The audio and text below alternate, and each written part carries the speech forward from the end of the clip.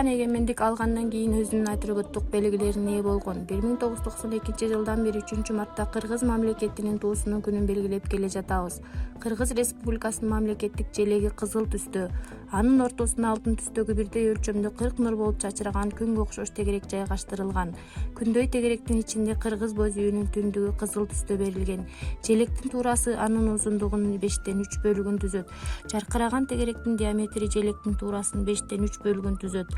Күн жана нур чачыраган дискалардын диаметрлеринин салыштырмалуулугу 5-3 бөлүгүнө барабар. Түндүктүн диаметри жаркыраган төгөрөктүн диаметринин жарымын түзөт. Желектин бир түстүү кызылдыгы эрдикти жана тайманбастыктын символу. Алтын күн бейкуттукту жана байлыкты чагылдырат. Ал эми түндүк үй кутунун символу.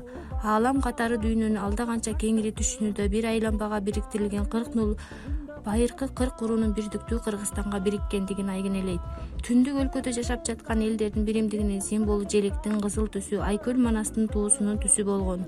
Ар бир өлкөнүн өз доорунун желеги болот. Биздин желегибиз абдан кооз. Желектеги белгилер элибиздин улуттук руханий дүйнө таанымынан жана басып өткөн тарыхый жолунан жаралып келип чыккан символдор. Бул символдордун мамлекеттик желекти айкалышта чагылып турушу дөөлөттүн көөнөрбөстүгүн, ыйыктыгын, элибиздин өткөнүн унутпай келечекке ишенимдүү кадам койгондугун айгинелеп турат. Жогорку Кеңеш 2023-жылдын 20-декабрында Кыргыз Республикасынын мамлекеттик символдору жөнүндө мыйзамга сунушталган өзгөртүүлөрдү кабыл алып, ал президент тарабынан 22-декабрда бекитилген. 2024-жылдын 8-январда мамлекеттик туунун оңдолгон варианты кайра илинген.